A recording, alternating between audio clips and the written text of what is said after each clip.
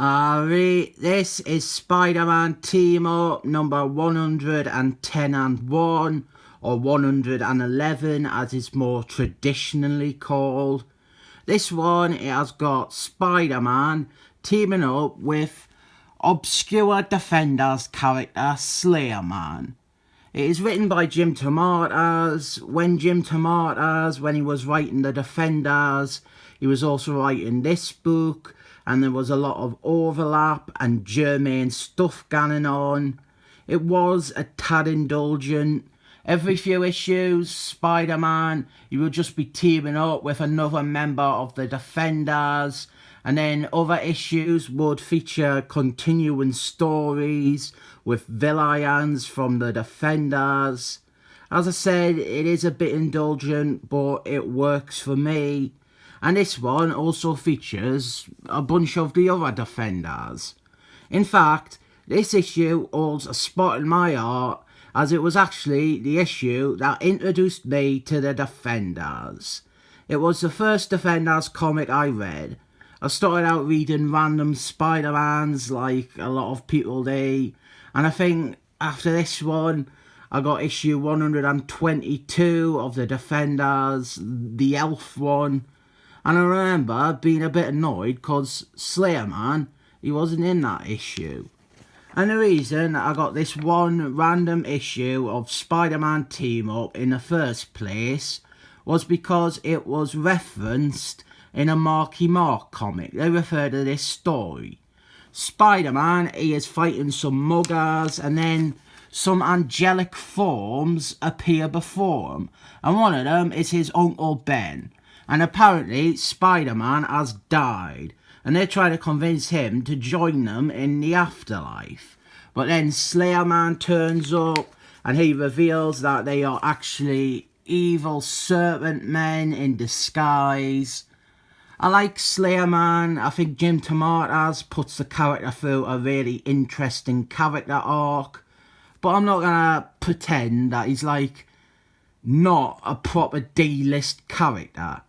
Him and Spider-Man is a bit of an oddball team-up. You've got a huge A-list character like Spider-Man, and then someone who is as much as a nobody. I think maybe of all of Spider-Man team-up, Slayer-Man might be the lowest down the totem pole at co-star Gans. I can't think of any other proper minor characters that Spider-Man teamed up with. Like even Black Goliath probably has more respect and rep than Slayer-Man. Here we find out about the serpent-men and how they are like this ancient cult monster race that want to bring the serpent god to Earth. So yeah, this kind of ties into SeaWorld attacks again.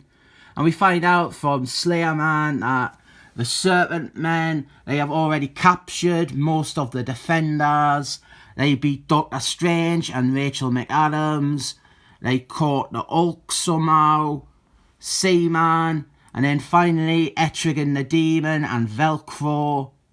It's probably not a surprise when I say I would have loved to actually seen these scenes here, but yeah, the serpent-men, they can disguise themselves as other forms and trick people, like we're trying to trick Spider-Man at the start. And now it's up to this unlikely duo to stop their plans. And the team-up element is written really well.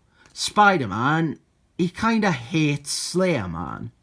It gives it a fresh perspective rather than just being the tired team-up dynamics that this book has gotten used to. Slayer-Man, he's a bit unhinged and a bit single-minded, and he just wants to kill demons, really. They're going to an ancient serpent temple, and they fight some more of the serpent-men.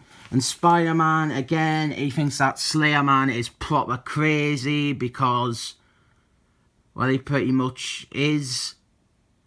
I think this is not only the most obscure character that he teamed up with, but also the most borderline insane. And then we have got an Indiana Jones type of thingy here, with them taking this magic artifact from a temple. It is a relic that will apparently help them stop the serpent-men. And then we have got the defenders, except no, it's serpent-men disguised as them. But it's okay, because here is the real defenders. They are all being held captive by the serpent-men, and they have also caught SpiderMan too.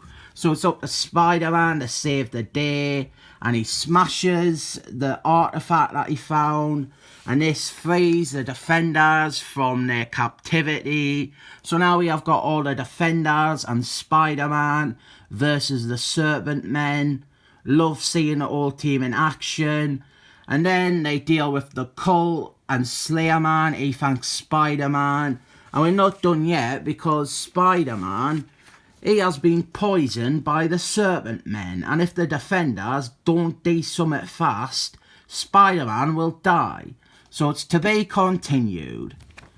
I love Jim DeMatteis' run on defenders, and I consider this to be very much part of said run. I mean, it really is. We had a whole team in it by the end.